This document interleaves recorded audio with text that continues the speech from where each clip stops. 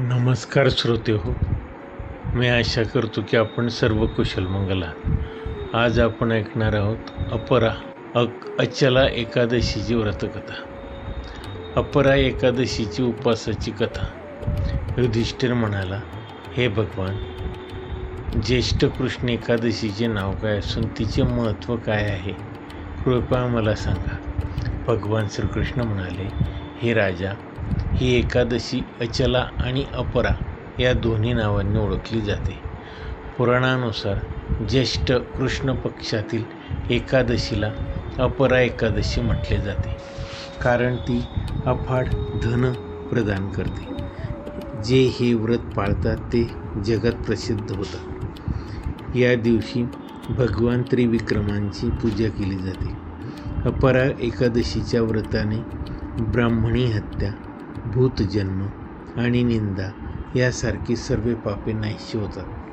हे व्रत पाळल्याने व्याभिचार, खोटी साक्ष देणे, खोटे बोलणे, खोटे धर्मग्रंथ वाचणे किंवा तयार करणे, खोटा ज्योतिषी बनणे किंवा खोटा उपचार करणे यासारखी पापे देखील नाहीशी होतात. जे क्षत्रिय युद्धातून पळून जातात त्यांना नरकात पाठवले जाते, परंतु अपरा एकादशीचे व्रत पाळल्याने त्यांनाही स्वर्गप्राप्ती होते. जे शिष्य आपल्या गुरुकडून उपदेश घेऊन नंतर त्यांची निंदा करतात त्यांना नरकात जाणे अटळ असते. तथापि अपरा एकादशीचे व्रत पाळल्याने ते या पापातूनही मुक्त होतात. कार्तिक पौर्णिमेला 3 पुष्करांमध्ये स्नान केल्याने किंवा गंगा नदीच्या काठावर पूर्वजांना पिंडदान केल्याने जे फळ मिळते तेच फळ अपरा एकादशीला उपवास केल्याने मिळते. सूर्य मकर राशीत असताना प्रयागराजमध्ये स्नान केल्याने, शिवरात्रीला उपवास केल्याने, गुरु सिंह राशीत असताना गोमती नदी स्नान केल्याने, कुंभमेळ्यादरम्यान केदारनाथ किंवा बद्रीनाथला भेट दिल्याने, सूर्यग्रहणाच्या वेळी कुरुक्षेत्रात स्नान केल्याने, सोन्याचे दान केल्याने किंवा अर्धे बाळ दिलेल्या गायीचे दान केल्याने जे फळ मिळते तेच फळ अपरा एकादशीला उपवास केल्याने मिळते. हा उपवास पापाचे झाड तोडणाऱ्या कुऱ्हाडीसारखा आहे. तो पापाचे इंधन जाळणाऱ्या अग्नीसारखा, पापाचा अंधकार दूर करणाऱ्या सूर्यासारखा आणि हरणाची शिकार करणाऱ्या सिंहासारखा आहे. म्हणून पापाचे भय बाळगून हा उपवास पाळावा. अपरा एकादशीचा उपवास करून आणि देवाची उपासना केल्याने मनुष्य सर्व पापांपासून मुक्त होतो आणि विष्णुलोक प्राप्त करतो. एक प्रचलित आख्यायिकेनुसार प्राचीन काळी महिध्वज नावाचा एक धर्मनिष्ठ राजा होता. त्याचा धाकटा भाऊ व्रजध्वज क्रूर, अधर्मी आणि अन्यायी होता. त्याच्या मनात आपल्या थोरल्या भावाबद्दल द्वेष होता.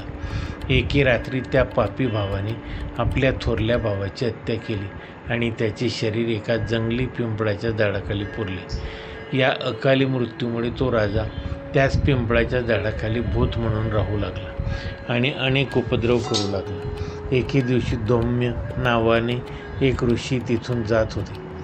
त्यांनी ते भूत पाहिले आणि आपल्या आध्यात्मिक शक्तीने त्याचा भूतकाळ जाणून घेतला. आपल्या आध्यात्मिक शक्तीचा वापर करून त्यांना त्या भूताच्या उपद्रवाचे कारण समजले. प्रसन्न होत त्या ऋषींनी त्या भूताला पिंपळाच्या झाडावरून खाली उतरवले आणि त्याला मृत्यूनंतरचे जीवनाचे ज्ञान शिकवले.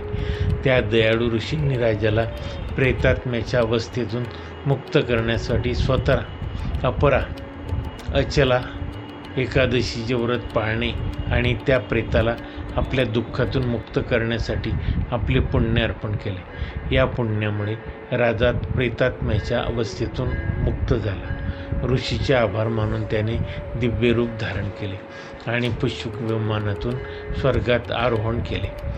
हे राजा, मी लोकांच्या हितासाठी अपरा दशीची कथा सांगितली आहे. ती वाचल्याने किंवा ऐकल्याने मनुष्य सर्व पापांपासून मुक्त होतो.